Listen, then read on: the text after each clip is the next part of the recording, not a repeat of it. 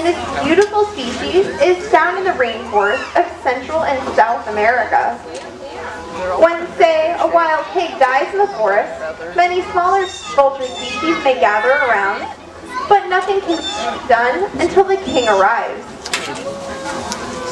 His beak is so strong, it can tear through the tough pig hide, exposing all the meat and juicy organs right to the rest of the vultures.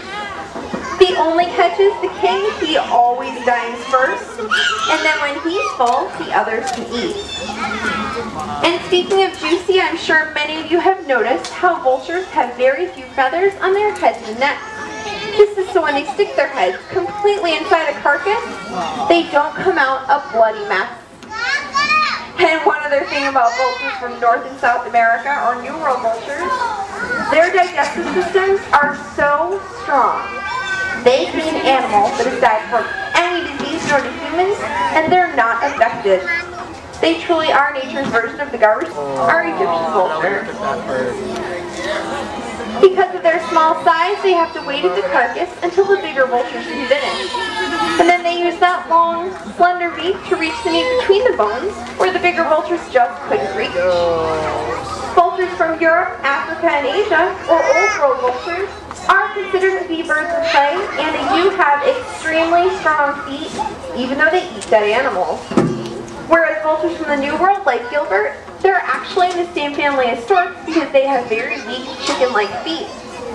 Now, the Egyptian vulture is the only bird of prey in the world ever observed using a tool to get to food. They'll use small rocks to break open the shells of abandoned ostrich eggs. And Osiris is going to demonstrate that today. She's going to pick up her rock. I got 2 of them. She's going to pick up her rock. There we go. All right, we're almost there. And then hurl it at the egg. Yeah, that's not going to cut it. Okay, we found the egg. Good, we're partway there. You're going to pick that rock up and hurl it at the egg. Osiris, you got to crack that open. You didn't, yeah. They're waiting for something exciting. And hurl it. Hurl it. Really hard. Did you know that they have cameras? They have cameras. Ready? Ready? Where's the rock? There we go. And hurl it at the egg. On the egg. Anywhere near the egg. Oh. Osiris. Well, folks, she's no Kirkschling with that rock. But I think you get the idea. How about a hand for Osiris? She's named for the Egyptian. Black vultures are found in the southern United States and into Central and South America. They're slowly but surely expanding their range to the north, and one day they could be a common sight here in Boston. Sometimes when a vulture feeds on carrion, they'll eat so much that they can't take off. They're just too heavy. And if a predator like a coyote were to come along and find a grounded vulture, it would surely take advantage of the situation and try to eat the vulture. And remember, vultures in the New World, well, they have weak feet, and they would be hard-pressed to defend themselves from an aggressive earthworm, let alone a coyote with sharp teeth. But not to worry, the black vulture has developed a defense that is even better than the New England Patriots. They will throw up on whatever is bothering them. Yeah, as you guys probably know, vultures can eat meat that's been rotting for days, so you know it smells bad going down. And lucky me, I can tell you from personal experience, oh, it smells a lot worse on the way back up. I think you all join me in thanking Harriet for not throwing up on us. Seriamas, they choose walking over flying because the ground is where they find their food. They're not considered to be birds of prey, even though they do capture live snakes and lizards, and they have a very unique way of killing their prey.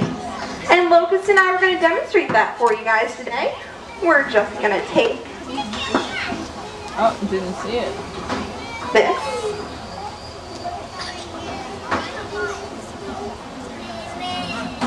Bring my prop. I'm sorry, guys.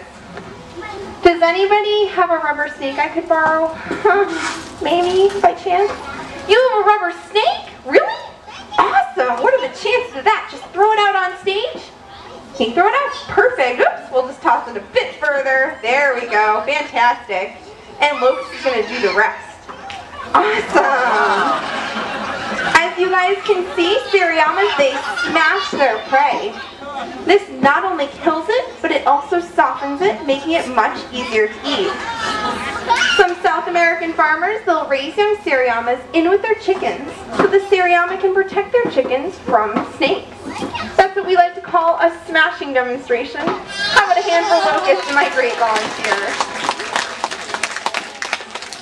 They're omnivores, meaning they eat fruits, vegetables, insects, reptiles, rodents, carrion, and many other things.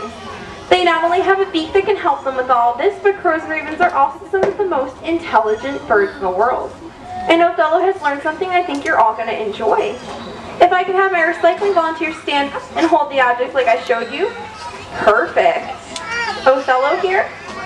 Yep, and if you just want to turn just a smidge towards, there you go, just like that. Fantastic. Othello has learned how to recycle. Othello, do you see that bottle? Perfect. Yes, he does. Whoops. Did we misjudge it a bit? Sometimes it's hard going from the sun to the shade. Alright, bud. Right up there. Recycle. There you go. He spotted it. He's thinking about it. He forgot he's a bird. Doesn't know he can fly. Can happen to the best of us. Perfect. Well done. He's going to say hello to his newfound friend, and then he knows that to help out the environment, we always recycle. Nicely done.